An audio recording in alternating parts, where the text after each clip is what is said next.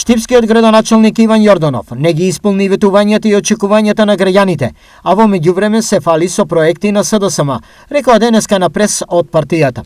На партискиот саем не слушнавме ништо за планот за задолжување на општината за 4 милиони евра, ниту пак промоција на покачената цена за собирање на смет за 110%. Наместо градски превоз во Штип се случи да нема превоз.